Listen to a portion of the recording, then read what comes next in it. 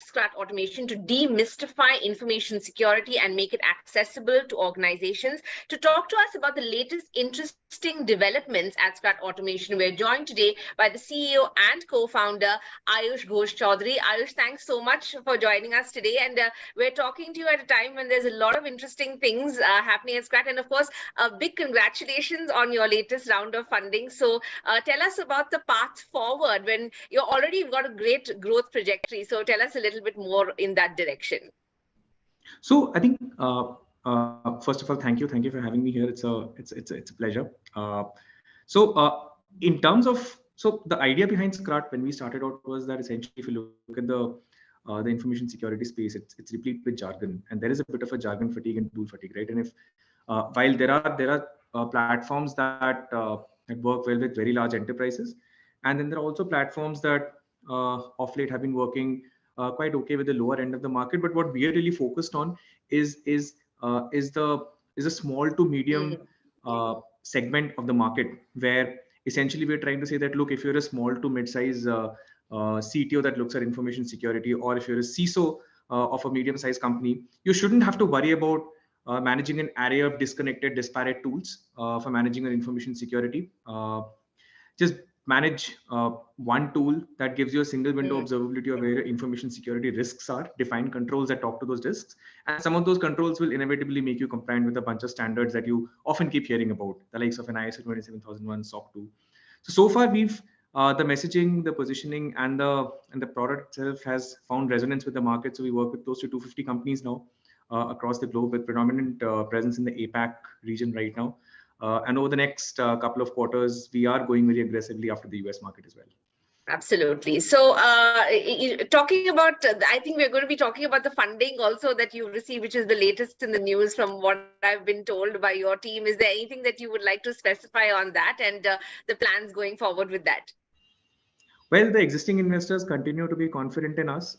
They've increased their stake, increased the skin in the game.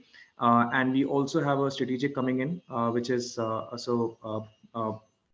taking the mammoth share of the round overall corpus, which is MassMutual Ventures. They're the corporate venture capital arm of MassMutual Corporation. As far as their thesis is concerned, they are very bullish in cybersecurity and information security risk in general, have made a bunch of investments. And this is also an area where, given the space they are in, there is a lot of knowledge capital that they bring in addition to the money that they bring in, right? So that creates an awesome partnership for us. Absolutely. And, we started the interview, of course, talking about demystifying information, security space. So if I could ask you at this moment, if you could break it down for us and break through the jargon and tell us a little bit about, if you can use examples, if you can use figures, whatever it is, to break it down essentially on how much of a burden actually this can reduce for a CTO, for example. How can this actually help, like you mentioned, the smaller businesses to actually grow and achieve those goals that they have in mind? If you could break that down for us. Yeah, so if you look at a typical small to mid-market enterprise, and more particularly cloud native kind of companies, right? So information security in general has become an area of focus in the last 3-4 years. Companies are a lot more fastidious about it in the last 3-4 years as compared to the time prior to that. And the reason why that has happened is that while large enterprise, so the first reason is that large enterprises today are a lot more open to working with challenger SaaS and fintech companies as compared to the legacy peers. But what that also means is that they expect them to walk half the distance and communicate a strong information security posture, right?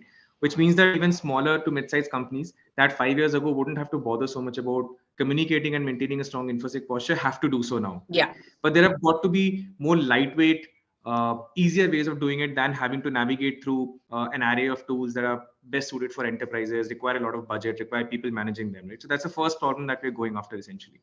And what the second problem that we're going after is saying that, look, if given that there is urgency in this market, given that you as a mid-market company have to comply with 6 or 7 different standards, right? How do you make sure that you reduce the acronym fatigue? Because there are multiple standards, there are multiple controls associated with those standards. Every standard has its own, its lexicon, its parlance, right? So how do we narrow it down and have sort of a unified control framework that removes any duplication of effort that is, because there's a lot of commonality across these multiple frameworks. So what we do is essentially create a unified framework that lets you manage in a cross-cutting manner across multiple frameworks. That sort of reduces the manual effort in managing all those controls to the extent of 60 to 70%. That coupled with the wide array of integrations we do with a bunch of other tools in your entire cloud infra, for example, right? And how that helps us. So if you're a company, you don't have to work with 5 or 6 different consultants, for example. Yeah. If you're a fintech company in India, and there is so much of regulatory pressure for fintech companies in India right now. They have to comply with SAR audits, with ISO, with SOC 2. But they can just use a unified control framework instead of having to work with 6 or 7 different consultants, manage 6 or 7 different vendors, and do it in a point-in-time manual manner. Right? So that's essentially the promise that we bring to the table. Absolutely. And of course, we talked to you at a time when, like I mentioned earlier, your growth trajectory is, enviable at this point, So, and these are gloomy times, these are not the best of times for most people. What do you think has been the secret to your success in challenging times? So luckily for us, yes, this is an environment which is where people are generally cautious about the way they spend their money. Financial prudence is the flavor of the season, for sure, and we are not completely insulated from that. And I mean, we do see that buying cycles are slightly longer. We do see that the ACVs are facing a bit of downward pressure. But what we are also seeing is that we continue to be part of the top 3 or 4 categories of software that that companies are willing to pay for and subscribe to, because information security is something that becomes important for business continuity. You start losing out on customers, you start losing out on deals.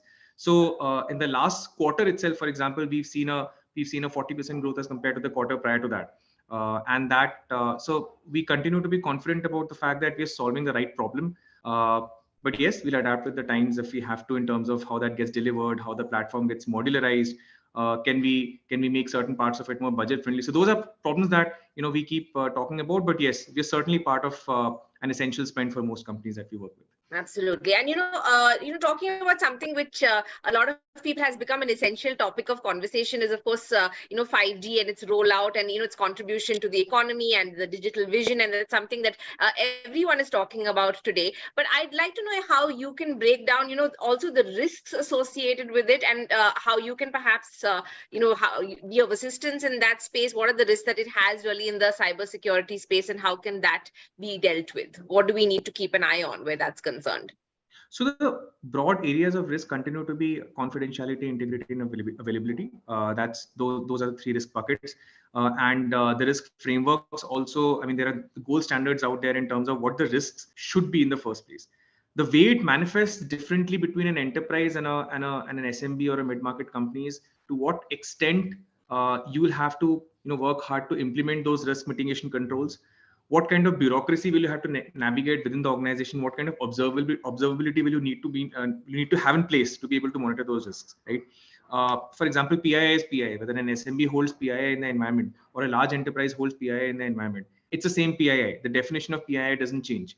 What does change, however, is the manner in which it gets governed. Who has access to it? Who takes access to it? In what form do you give access to it? Do you pseudonymize it? Do you tokenize it? Right? Similarly, access control. With systems becoming larger, with the cloud asset footprint becoming very large, right? How do you manage that the right people have access to the right resources with the right level of privilege, right? How do you govern that access? So those problems and enterprise problems are very different from an SMB and mid-market problem. So far, SMB and mid-market companies, while they are now becoming very conscious of those risks, given that a lot of them are born in the cloud, given that the cloud asset footprint is growing, and as you rightly pointed out, 5G has made adoption of these I mean, a lot of companies have come up on the back of proliferation of 5G, but there needs to be an easier, a more cleaner, lighter way of managing those risks as compared to what an enterprise-grade tool would allow you to do, and that is essentially what we're trying to do. Fine. Well, thank you so much for all those perspectives and all the very best with your growth going forward as well. Thank you so much for joining us, Aayush. Thank you.